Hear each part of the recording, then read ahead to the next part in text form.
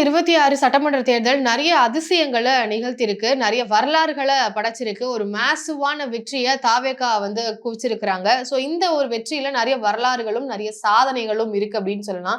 என்ன மாதிரியான சாதனை அப்படின்றத இந்த காணொளியில நம்ம விரிவா பார்க்க போறோம். நிறைய பேருக்கு வந்து இத அங்கீகரிக்க இன்னும் டைம் எடுத்திருக்கா? இல்ல ஏன் இத பத்தி பேசாம இருக்கிறாங்க? அப்படின்ற ஒரு கேள்வி வருது. சில பேர் அங்கீகரிச்சு இத பேச ஆரம்பிச்சிருக்கிறாங்க. தாவேகாவால் என்ன பிரயோஜனம்? அப்படின்ற மாரி கேட்கிறவங்களுக்கு இந்த விஷயங்கள் எல்லாத்தையும் வந்து நீங்க சொல்லலாம். சோ அதுக்கான ஒரு காணொளியா இது இருக்க போகுது. தெரிஞ்சவங்களுக்கு ஓகே, தெரியாதவங்க முழுசா பார்த்து தெரிஞ்சுக்கோங்க. சோ இந்த எலக்ஷன் ரிசல்ட்ல சில சாதனைகள் பண்ணியிருக்கிறாங்க தாவேகா. குறிப்பா பார்த்தீங்கன்னா, இந்த சட்டமன்ற தேர்தல்ல மொத்தமா எல்லா பார்ட்டிஸையும் சேர்த்து எவ்வளோ பேர் போறாங்க, என்ன மாதிரியான ஆட்கள் போறாங்க அப்படின்றத இந்த காணொளியில பார்ப்போம். 25 மைனாரிட்டி மக்களை சேர்ந்தவர்கள் வந்து சட்டமன்றத்துக்குள்ள போறாங்க. 50 எஸ்சி, எஸ்டி சமுதாயத்தை சேர்ந்தவர்கள் சட்டமன்றத்துக்குள்ள போறாங்க. 23 பெண்கள் போறாங்க. 2 பிராமணர்கள் போறாங்க. சோ பிராமின்ஸ பொறுத்த வரைக்கும் இது வரைக்கும் 2016க்கு அப்புறமா சட்டமன்றத்துக்குள்ள போவே இல்ல. ஜெயலலிதா அவர்கள அந்த அந்த அவங்க தான் கடைசி அப்படின்னு பார்க்க முடியுது.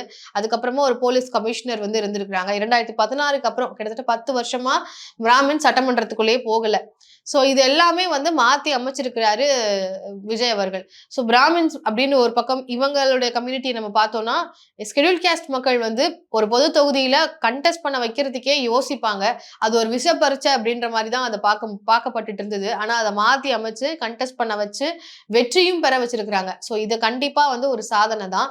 இதுல யார் யாரு என்ன விவரம் அப்படின்றத முழுசா பார்க்க போறோம். சோ அப்படி பார்க்கும் பொழுது பார்ட்டியில இருந்து பாத்தீங்கன்னா கிட்டத்தட்ட 8 பொது தொகுதியில தலித் கேண்டிடேட்ஸை வந்து களமிறக்கிருக்கிறாரு விஜய். அதுல 4 பேர் வந்து வெற்றி பெற்றிருக்கிறாங்க. யாரெல்லாம் பாத்தீங்கன்னா செல்வம் விருதாச்சலம்ல வந்து போட்டி போட்டவர், ரெட்டியார்பட்டி வி நாராயணன் நாங்குநேரி தொகுதியில போட்டி போட்டு வெற்றி பெற்றிருக்கிறாரு. இங்க நான் ரிசர்வ்டு சீட்ல வந்து காங்கிரசினுடைய வேட்பாளரா விஸ்வநாதனும் வந்து மேலூர் தொகுதியில போட்டி போட்டு வெற்றி பெற்றிருக்கிறாங்க.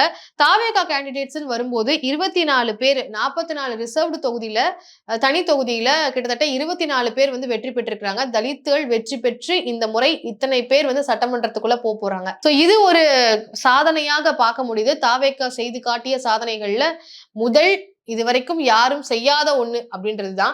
திராவிட கட்சிகளே வந்து தயக்கத்துல இருந்தப்போ தயக்கத்துல இந்த வாட்டி பாத்தீங்கன்னா பிராமின்ஸே வந்து எந்த வேட்பாளரையுமே யாருமே வந்து வேட்பாளரா களமிறக்கல. ஈவன் பிஜேபி கூட பிராமின்ஸை வந்து களமிறக்காதப்போ தாவேகா அங்கேயும் வந்து அதை பண்ணியிருக்கிறாங்க. ஏன்னா இந்த கம்யூனிட்டியில இருக்கவங்க போகக்கூடாதுன்னு நம்ம யாரையுமே சொல்ல முடியாது. அந்த மாதிரி எந்த ஒரு ரூல்ஸும் கிடையாது. ஆனா தொடர்ந்து தமிழ்நாட்டுல நிராகரிக்கப்பட்ட ஒரு விஷயமா இருக்கு. அதே மாதிரிதான் ஷெட்யூல் காஸ்ட் மக்களையும் வந்து தொடர்ந்து புறக்கணிச்ச ஒரு சூழல்ல காஸ்ட் அதே மாதிரி ரிலிஜியன் இந்த 2 விஷயம் தான் மக்களை பிளவுபடுத்தக்கூடிய ஒரு விஷயமா இருக்கு. இது ரெண்டுத்தையுமே பார்க்காம விஜய் அப்படின்ற ஒற்றை நபருக்காக வந்து வாக்களிச்சிருக்கிறாங்க. சோ இதை ஏன் நான் அந்த விஜய் அப்படின்ற நபரை வந்து சொல்றதுல வந்து தப்பு இல்லைன்னு நான் நினைக்கிறேன். இதை வந்து சில பேர் அவருக்காக போட்டாங்க, அவர் ஒருத்தர் மட்டும் போடல அப்படிலாம் வந்து டிஃபெண்ட் பண்ண வேணாம். அது ஆமாங்க அவருக்காக தான் போட்டாங்கன்னே சொல்லலாம். ஏன்னா அவர் ஒரு நடிகராக இருந்திருக்கிறாரு. நடிப்பு அப்படின்ற அந்த ஒரு சினிமா ஆர்ட் ஃபார்முக்கு இருக்கக்கூடிய பவரை தான் இதை காட்டுதுன்னு சொல்லலாம். எந்த ஒரு மதமா இருந்தாலும் சரி, எந்த ஒரு ஜாதியாக இருந்தாலும் சரி, எந்த அவனுடைய பின்னணி என்னவா இருந்தாலும் பணக்காரனோ ஏழையோ அவனுடைய ஆர்ட் ஃபார்ம் எனக்கு பிடிச்சிருக்கு, அவன் பண்ணக்கூடிய வேலை பிடிச்சிருக்கு. சினிமாவால் எந்த வகையில மக்களை வந்து பார்க்க முடியுது, மக்கள் அதை எப்படி பார்க்கறாங்க, ஒரு இது மதம் ஜாதி இந்த மாதிரி எல்லா விஷயத்தையும் கடந்த ஒரு விஷயமா சினிமாவுக்கு அந்த பவர் இருக்கு. அப்படி இது எல்லாத்தையும் கடந்து ஒருவரை வந்து நேசிக்க முடியும் அப்படின்றத ஆர்ட் ஃபார்ம் வந்து மறுபடியும் ப்ரூவ் பண்ணி காமிச்சிருக்கு அப்படின்னு தான் சொல்லணும்.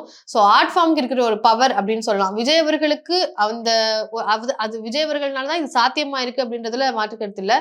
ஆனா ஆர்ட் ஃபார்முக்கு இருக்கிற ஒரு பவரை தான் இது வந்து காட்டுது அப்படின்னு சொல்லலாம். இன்ஃபேக்ட் இப்போ உதயநிதி ஸ்டாலின் அவர்கள் வந்து சினிமாவில் வந்து தான் முதல்ல அதுலதான் வந்து களமிறக்கிறாரு. அப்புறம் தான் பாலிடிக்ஸ்குள்ள வராரு. ஏன்னா சினிமாவுக்கு தான் அந்த ஒரு பவர் இருக்கு, ஆர்ட் ஃபார்முக்கு தான் அந்த ஒரு பவர் இருக்கு. ஸோ அதுவுமே தவறுன்னு சொல்ல முடியாது. அதுதான் நிதர்சனம். ஆர்ட்டுக்கு அந்த ஒரு பவர் இருக்கு அப்படின்னா அதை அக்செப்ட் பண்ணி தான் ஆகணும்.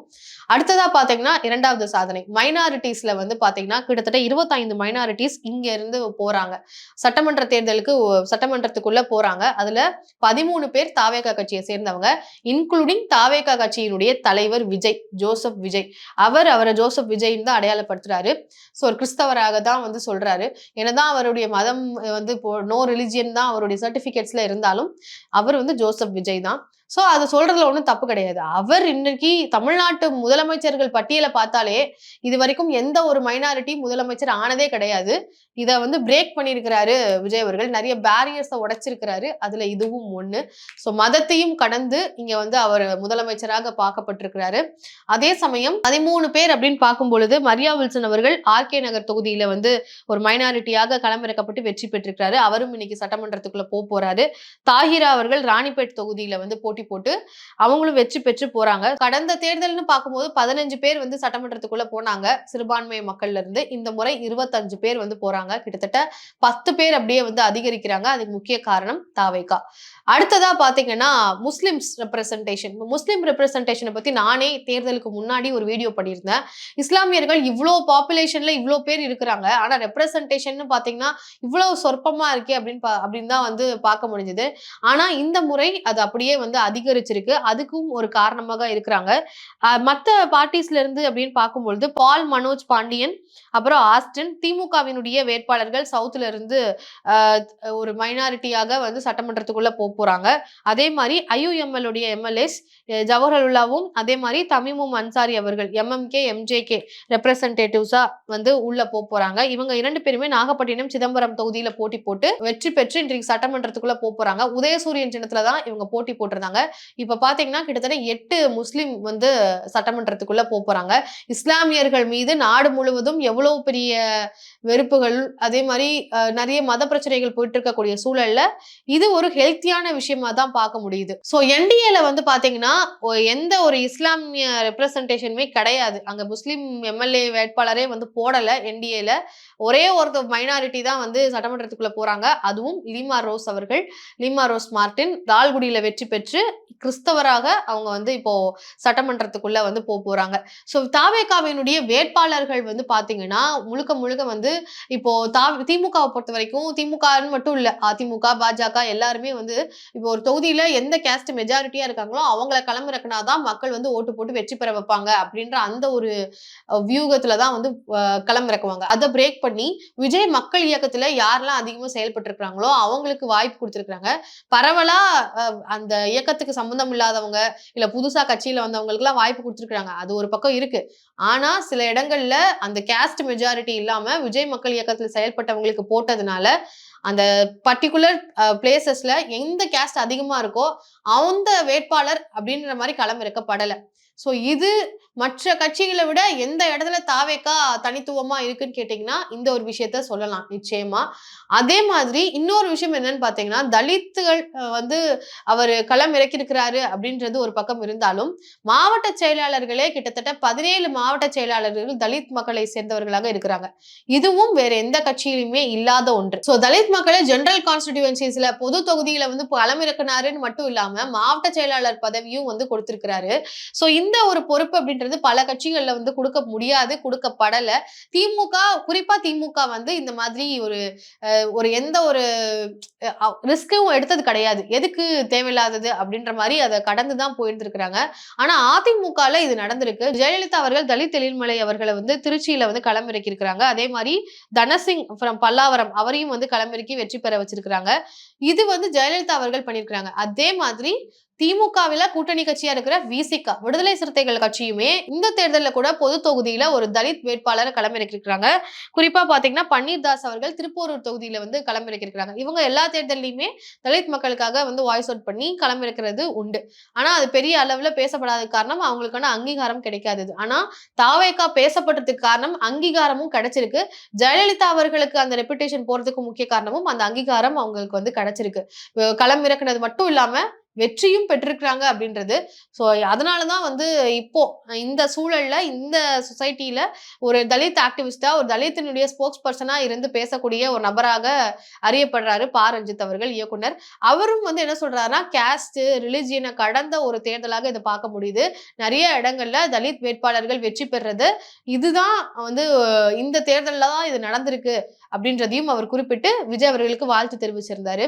இத வந்து சில இடங்கள்ல சில பேர் வந்து இத மறுக்கவும் செய்றாங்க. குறிப்பா விசிகாவினுடைய எம்பியா இருக்கக்கூடிய ரவிக்குமார் அவர்கள் என்ன சொல்றாங்கன்னா, இத வந்து தலித் எம்பவர்மென்ட்ன்னு எடுத்துக்க முடியாது. விஜய் மக்கள் இயக்கம்ல போட்டி போட்டதுனால வந்து வந்து விஜய் மக்கள் இயக்கத்துல ஒர்க் பண்ணதுனால இந்த ஆப்பர்ச்சுனிட்டிய குடுத்துருக்காங்க. அது ஏதோ ஒரு வகையில நடந்திருக்கு. அது எதர்ச்சியா அப்படியே நடந்திருக்கு. போற போக்குல நடந்ததானே தவிர, எம்பவர்மென்ட் பண்ணணும் அப்படின்றதுலாம் அவங்க நோக்கம் இல்ல அப்படின்றத குறிப்பிடுறாரு. அது மட்டும் இல்லாம, மக்களுமே இங்க தலித் தான் நிக்கிறாரா? இல்ல யாரு நிக்கிறாரு? அப்படின்றத பார்க்கலன்றதும் இங்க ஒரு ஃபேக்டர் தான். பார்க்காமயே தான் ஓட்டு போட்டுருக்காங்க. ஒருவேள பார்த்திருந்தாங்க அப்படின்னா, நிச்சயம் ஓட்டு போட மாட்டாங்க. அப்போ இது ட்ரூ எம்பவர்மென்ட் இல்ல அப்படின்றது தான் அவருடைய கருத்தா இருக்கு.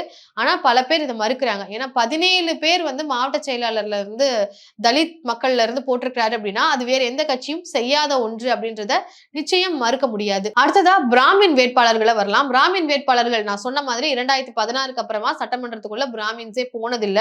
குறிப்பா ஆர். நடராஜன் போலீஸ் கமிஷனரா சென்னை போலீஸ் கமிஷனர் வந்து போயிருக்கிறாரு. அப்புறம் ஜெயலலிதா அவர்கள் தான். அவ்வளோ பெரிய ஆளுமைக்கு அப்புறமா எந்த ஒரு பிராமின்ஸும் வந்து சட்டமன்றத்துக்குள்ள போகல. இப்ப பாத்தீங்கன்னா மயிலாப்பூர்ல வெங்கட்ராமன் அவர்களும் ஒரு பிராமணராக இன்றைக்கு வெற்றி பெற்று சட்டமன்றத்துக்குள்ள போறாரு. அதே மாதிரி திருச்சியில ஸ்ரீரங்கம்ல வந்து போட்டி போட்ட ரமேஷும் வெற்றி பெற்று இன்றைக்கு சட்டமன்றத்துக்குள்ள போறாங்க. சோ தாவேகா செய்த சாதனைகள், தாவேகாவால் என்ன பிரயோஜனம், இவங்க என்ன பண்ணாங்க அப்படின்னு கேட்டீங்கன்னா, சோசியல் ஜஸ்டிஸ் அதாவது சமூக நீதி அப்படின்னு இததான் வந்து சொல்ல முடியும். இவ்வளவு நாள் எங்களுக்கு ரெப்ரசன்டேஷன் வேணும் அப்படின்னு கேட்டாங்க. அந்த ரெப்ரசன்டேஷன் வந்து இன்றைக்கு நேரடியாகவோ மறைமுகமாவோ கிடைச்சிருக்கு அப்படின்றது தான் தாவேகாவினுடைய சாதனையா இருக்கு. சோ இத பற்றி உங்களுடைய பார்வை என்ன? இதுக்கு நிறைய மறுப்பு கருத்துகளும் இருக்கலாம். அதையும் வந்து நிச்சயமா கமெண்ட்ல வந்து பதிவு பண்ணுங்க. உங்களுடைய பார்வை என்ன? தாவேகாவினுடைய இந்த சாதனைகள் குறித்து உங்களுடைய கருத்துக்கள நிச்சயம் கமெண்ட்ல பகிருங்க. நன்றி.